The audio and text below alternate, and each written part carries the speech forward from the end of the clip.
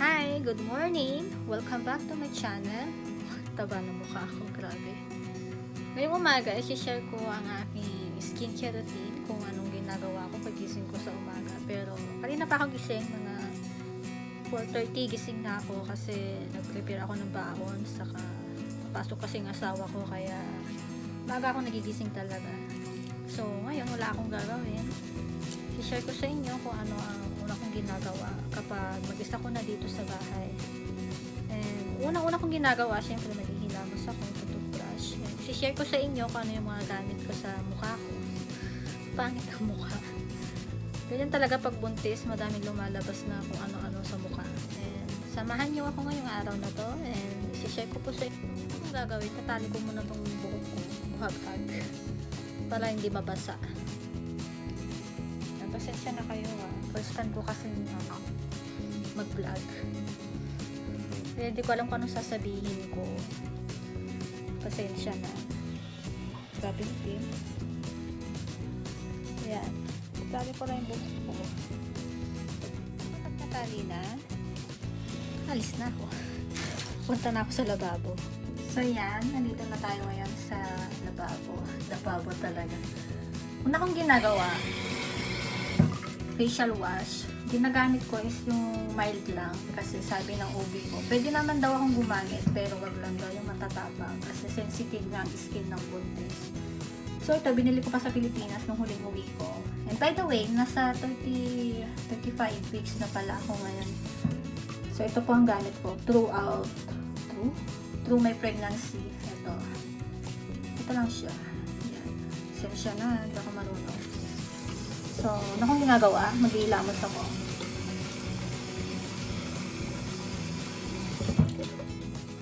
Yan. So, small amount lang kasi mabula naman siya. Ayan. Napasla ko ro. Ganyan lang mag-ilamos. Parang lalaki. Ayan. Magtanga lang.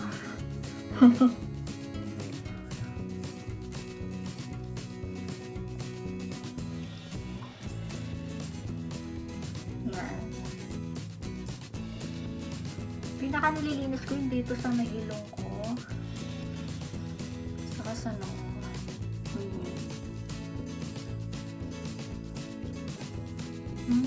taba ng mukha ko. Mukha lang tumaba sa akin yung buntis ako. Ganyan. Saan ba ako titingin? Nakaside kasi yung cellphone kasi pag nakatayo, nawawala yung boses ko. Matatakpan yung mic. So, ganyan lang siya. After nyan, maghihilamos na ako.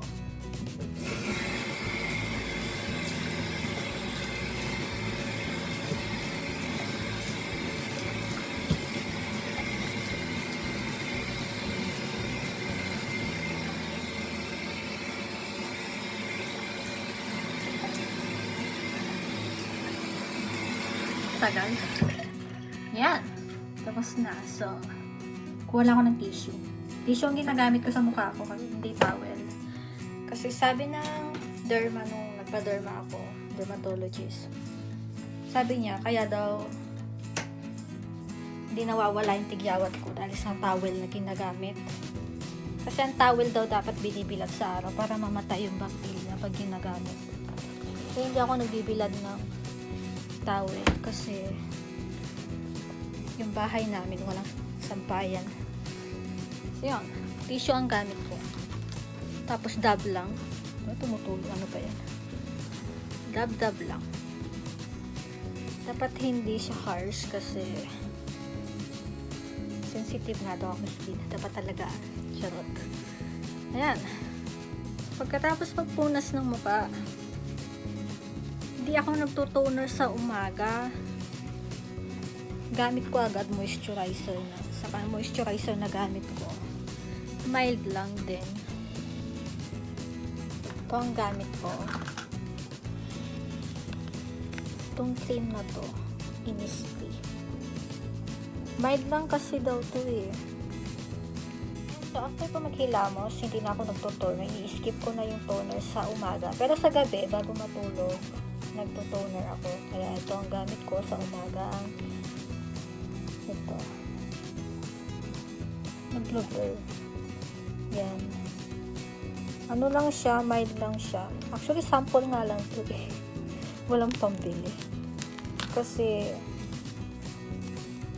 iniiwasan kong makabili ng mali. Kaya ito lang yung meron. Baka kasi makabili ako tapos bigla palang hindi ako hiyang. Kasi sensitive na daw ang skin ng buntis. Kaya yan.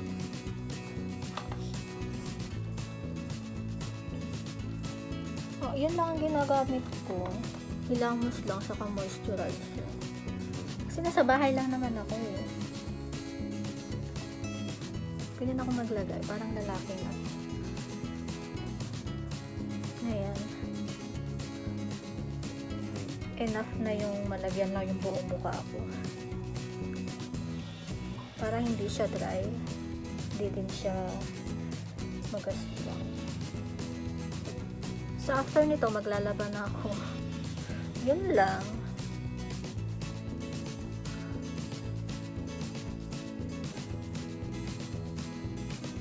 Dab-dab lang. Yan. Tapos na. So, after nyan, maglalaban na ako.